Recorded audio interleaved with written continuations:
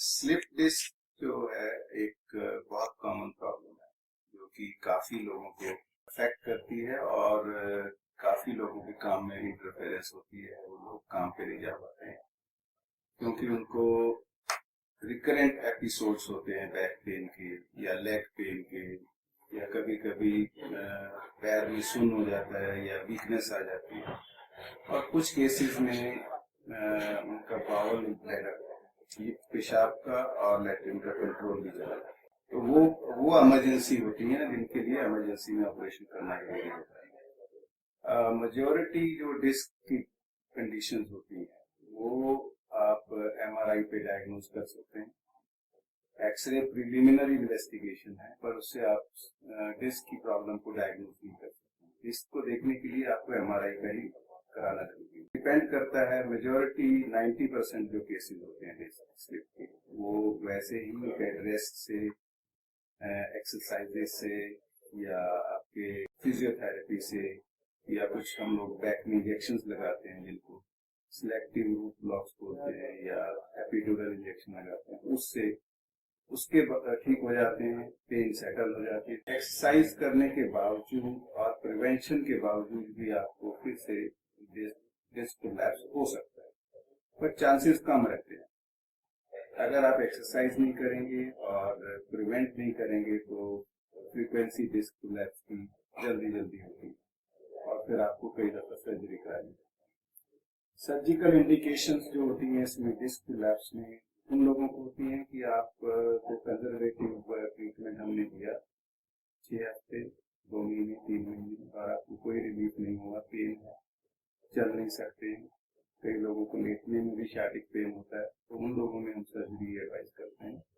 और सर्जरी में आप डिस्क का जो बाहर फ्रेगमेंट पड़ा हुआ है, जो नर्व को प्रेस कर रहा है, टच कर रहा है, उसको निकाल देते हैं और उससे पेशेंट की पेन ठीक हो जाती है। उसके बाद फिर से हमें रिहैबिलिटेशन के प्रोटोकॉल पे उनको डालना होता है। उसमें एक्सरसाइज होती है और प्रिवेंटिव एस्पेक्ट होते हैं। कुछ लोगों में जिनमें न्यूरोलॉजिकल डेफिसिट हो जाता है, जैसे फुट ड्रॉप हो गया, या नमनेस आ गई है पैर के अंदर, या आपकी यूरिन और लैट्रिन का कंट्रोल चला गया, उन लोगों को आपको इमरजेंसी में कई दफा ऑपरेट करना पड़ता है। तो उसको कार्डियक माइनर सिंड्रोम बोलते हैं और उसको इमरजेंसी में ही ऑपरेट कर देना चाहिए, क्योंकि जितना उसमें डिले होता जाता है उतने ही रिजल्ट उसमें खराब आते हैं। सर्वाइकल स्पॉन्डिलाइटिस भी वैसे ही है जैसे लंबर में स्लिप डिस्क होती है, दोनों ही डिजेनरेटिव कंडीशन होती हैं। इसमें जो डिस्क का जो वाटर कंटेंट है वो सूख जाता है और डिस्क ड्राई हो जाती है, फ्रेगमेंट्स हो जाते हैं और वो बाहर आने की टेंडेंसी उसकी रहती है। लोड, क्योंकि वो डिजेनरेटेड डिस्क जो होती है लोड नहीं ले पाती, तो इसको एक कॉमन भाषा में कहते हैं कि हड्डी बढ़ गई है सर्वाइकल स्पाइन में, या उसको मेरे को सर्वाइकल स्पॉन्डिलाइटिस हो गई है। मेजोरिटी जो केसेस होते हैं सर्वाइकल स्पॉन्डिलाइटिस के, वो कंजर्वेटिव थेरेपी से ही ठीक होते हैं। बहुत कम इंडिकेशंस होती हैं जिनमें हमको ऑपरेशंस की जरूरत पड़ती है। कंजर्वेटिव थेरेपी है प्रॉपर पिलो लगाना, सेक करना, फिजियोथेरेपी कराना, नेक की एक्सरसाइज करना, पेन किलर्स हैं या कुछ और दवाएं हैं जो आपको हम देते हैं। कुछ लोगों में जिनमें डिफॉर्मिटी हो गई है सर्वाइकल स्पाइन में, या जिन लोगों में इंस्टेबिलिटी है, या जिन लोगों की नर्व कंप्रेशन है, जिसमें आपके हाथ में पेन आती है या नमनेस आती है या हाथ वीक पड़ गया है, उन लोगों में ऑपरेशन की जरूरत पड़ती है। कुछ लोगों में एब्सोल्यूट इंडिकेशन होती है इसकी में ऑपरेशन करने की, वो है जिसमें स्पाइनल कॉर्ड के ऊपर प्रेशर।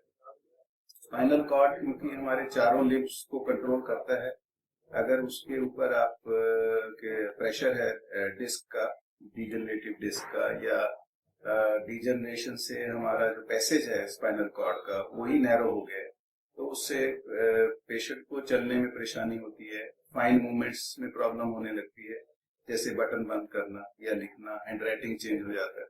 तो ये कुछ अर्ली सिम्टम्स हैं जिनसे हम इस चीज को डायग्नोज कर सकते हैं। मोस्ट ऑफ द टाइम लोग इसको नेग्लेक्ट कर देते हैं कि कहते हैं तो उम्र की प्रॉब्लम है तो इसलिए परवाह नहीं करते हैं, लेकिन उसमें उनका नुकसान ये होता है कि कॉर्ड की कंप्रेशन और नर्व रूट की कंप्रेशन दोनों फर्क है। कॉर्ड की कंप्रेशन सेंसिटिव होता है कॉर्ड, और उसके प्रेशर से उसके अंदर परमानेंट डैमेज होने के चांसेस होते हैं।